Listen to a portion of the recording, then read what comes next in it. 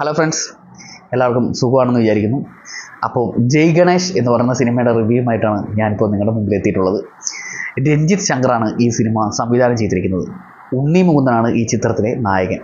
അപ്പോൾ രഞ്ജിത്ത് ശങ്കറിനെ പറ്റി പറയുകയാണെങ്കിൽ അദ്ദേഹം ഇതുവരെ നമ്മൾ ചെയ്തു വെച്ചിരിക്കുന്ന സിനിമകളൊക്കെ തന്നെ കണ്ടിട്ടുണ്ട്. അതിൽ നിന്നും തികച്ചും വ്യത്യസ്തമായിട്ടുള്ളൊരു കഥയാണ് ഈ സിനിമയുടെ കഥ.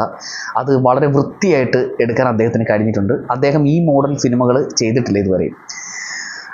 പിന്നെ നമുക്ക് എടുത്തു പറയേണ്ടതെന്ന് പറഞ്ഞാൽ ഉണ്ണി മുകുന്ദൻ എന്ന് പറയുന്ന നടനാണ്. അദ്ദേഹത്തിൻ്റെ ഈ മാളികപ്പുറം വരെയുള്ള സിനിമകളെല്ലാം നമ്മൾ കണ്ടതാണ്. അപ്പോൾ അതിൽ നിന്ന് തികച്ചും വ്യത്യസ്തമായിട്ടുള്ളൊരു ക്യാരക്ടറാണ് ഈ സിനിമയിലെ ഗണേശൻ.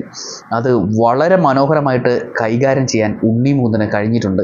കാരണം ഒരു യൗവനത്തിൽ ഒരു കാലിന് സുഖമില്ലാതെ വരുന്ന ഒരാൾ, അല്ലെങ്കിൽ അത് അയാൾ അനുഭവിക്കേണ്ടി വരുന്ന വേദന, അതൊക്കെ വളരെ മനോഹരമായിട്ട് ഈ സിനിമയിൽ അവതരിപ്പിക്കാൻ ഉണ്ണി മുകുന്ദന് കഴിഞ്ഞിട്ടുണ്ട്. പിന്നെ എന്തെങ്കിലും ഒരു കുറവുള്ള ആൾക്ക് ഒരുപാട് കഴിവുകൾ ദൈവം കൊടുക്കുമെന്ന് നമ്മൾ കേട്ടിട്ടുണ്ട്. അതുപോലെ തന്നെ ഗണേശൻ ഒരുപാട് കഴിവുള്ളൊരു വ്യക്തിയാണ്. അദ്ദേഹം നന്നായിട്ട് ചിത്രം വരയ്ക്കും.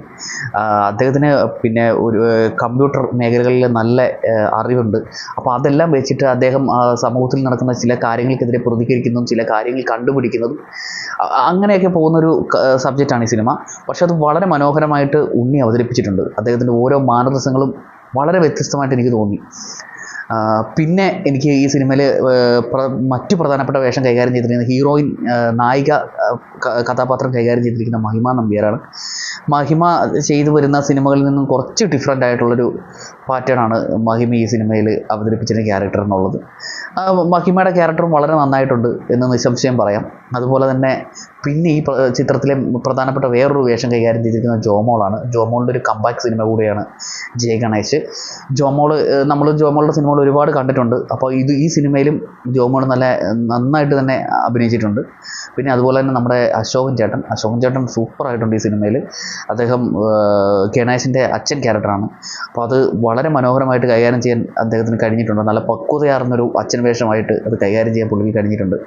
അതുപോലെ തന്നെ ഓൾമോസ്റ്റ് അഭിനയിച്ചിരിക്കുന്ന ആർട്ടിസ്റ്റുകളെല്ലാവരും തന്നെ അവരുടെ ഭാഗങ്ങൾ വളരെ മനോഹരമായിട്ടൊരു കുട്ടി ആ സിനിമയിൽ അഭിനയിച്ചിട്ടുണ്ട്.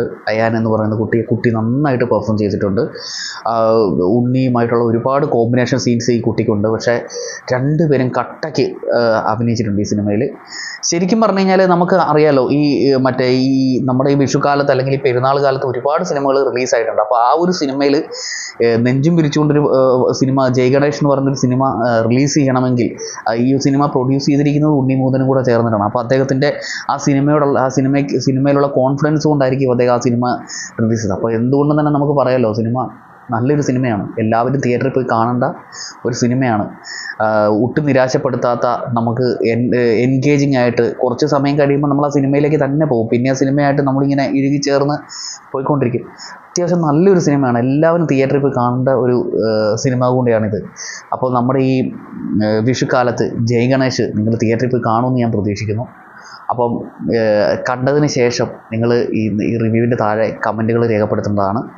അപ്പം ബാക്കിയുള്ള സിനിമകളുടെ